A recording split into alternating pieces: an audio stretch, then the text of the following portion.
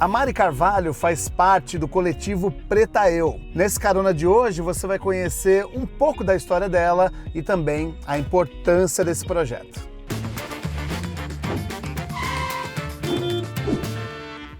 Oi Mari, bem-vinda.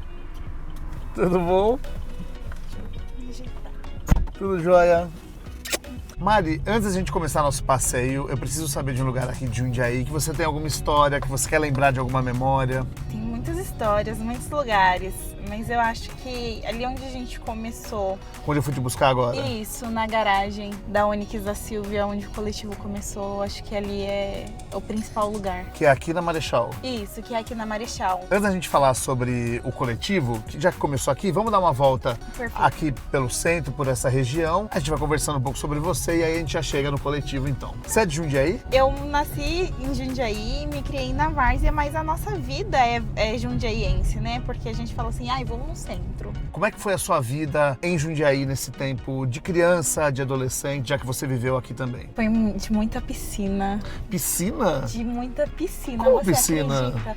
Clube Nacional. Você ia no Nacional? Clube Piranga. A gente era, Gente, éramos demais. sócios. Então, a gente saía da escola nos dias que a gente não tinha aula no Projeto Guri, a gente tava no clube, ou no Parque da Alegria, no Currupira. Então a gente viveu essa Jundiaí e meio que se criou assim, né? Tá. Mas foi uma infância muito feliz. Você falou do Projeto Guri, você fez parte do Projeto Guri? Fiz coral, fiz viola, fiz violino. É mesmo? Eu não sabia disso, que máximo. A gente veio pro Projeto Guri por conta da escola. Eu estudei num colégio particular que a gente tinha coral e a gente competia enquanto um coral. E aí o professor começou a dar aula de teclado ou piano, não me lembro ao certo, aqui no Projeto Guri. E aí ele incentivou a gente a se inscrever também. E você falou da sua família, como é que foi a sua relação com seus pais? Eles são daqui da região? Minha mãe é soteropolitana, de Olha, Salvador. uma mãe baiana de Salvador, Uma mãe que baiana delícia. de Salvador. E meu pai, ele é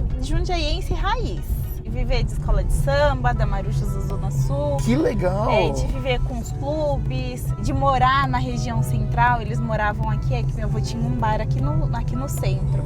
Então meu pai é literalmente um jundiaiense raiz. Por isso que a gente vivia nos clubes. Você falou então seu pai era da Marujos, ainda? Não mais. Não, mas a música então sempre fez parte. Sempre fez parte, a gente cresceu dentro do barracão. Que legal! Você participou de carnaval, tudo isso? Tudo bonitinho aqui, ó, fantasias de barquinho da Marujas da Zona Sul, a gente tava lá. Que máximo!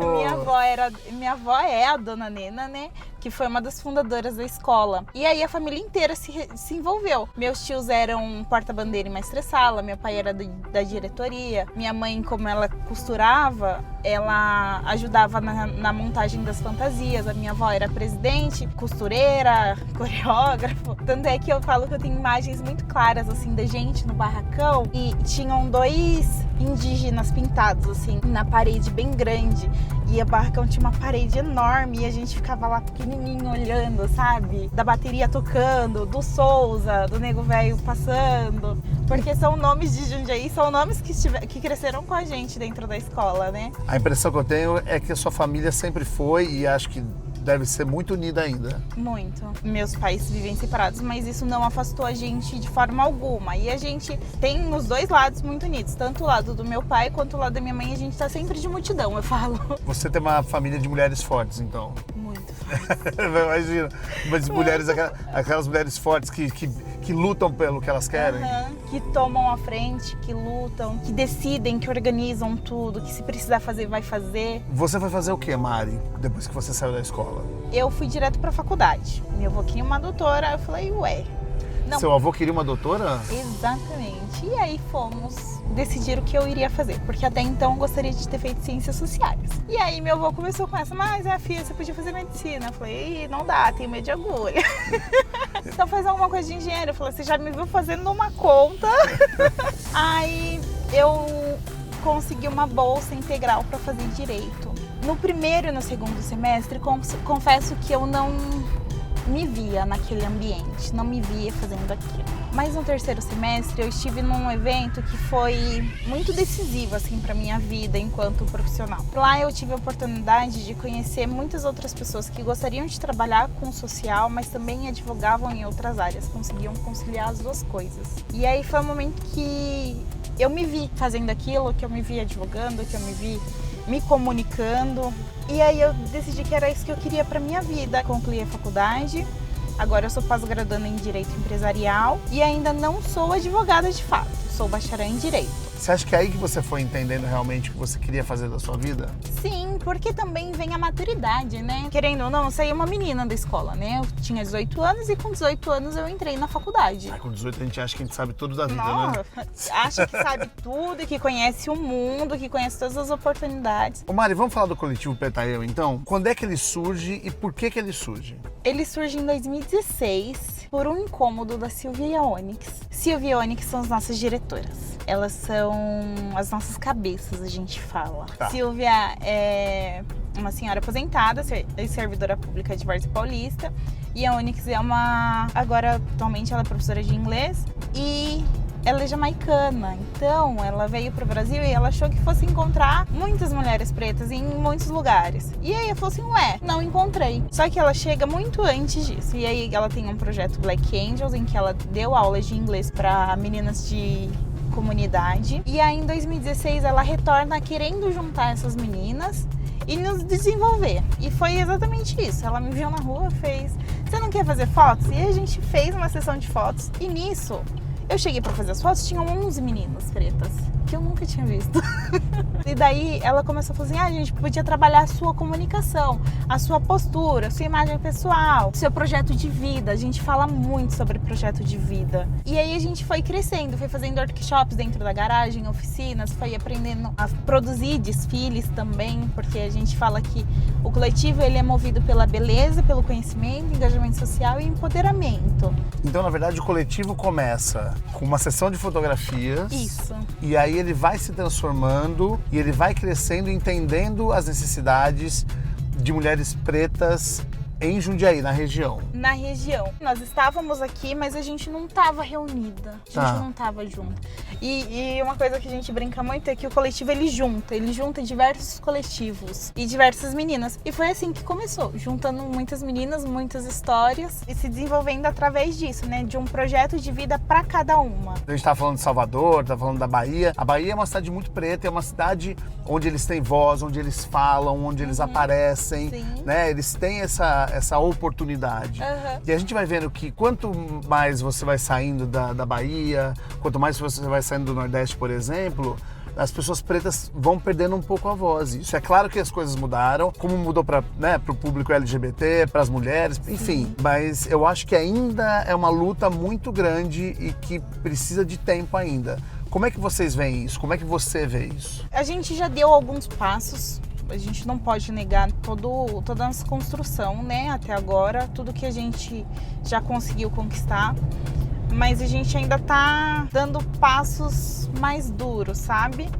Porque, por exemplo, falando de Jundiaí, a cidade que nós estamos, nós temos uma grande população negra, mas é uma cidade construída por italianos. E aí você não tem registros históricos, a gente tá tendo o pessoal fazendo um trabalho incrível sobre o resgate dessas histórias da população negra aqui em Jundiaí, porque chegaram ao mesmo tempo com as ferrovias, né? Inclusive na Festa da Uva esse ano, foi muito legal o trabalho que fizeram, né? Sim, a Rota Afro estava lá, a gente estava com um cortejo de mulheridades, levando a história, tanto de Jundiaí quanto a nossa história, né? Curiosidades sobre a população negra aqui na cidade. Apesar de ser um caminho difícil, ainda a gente está caminhando para algo muito melhor. O papel do coletivo é exatamente aí, em reunir todo esse povo.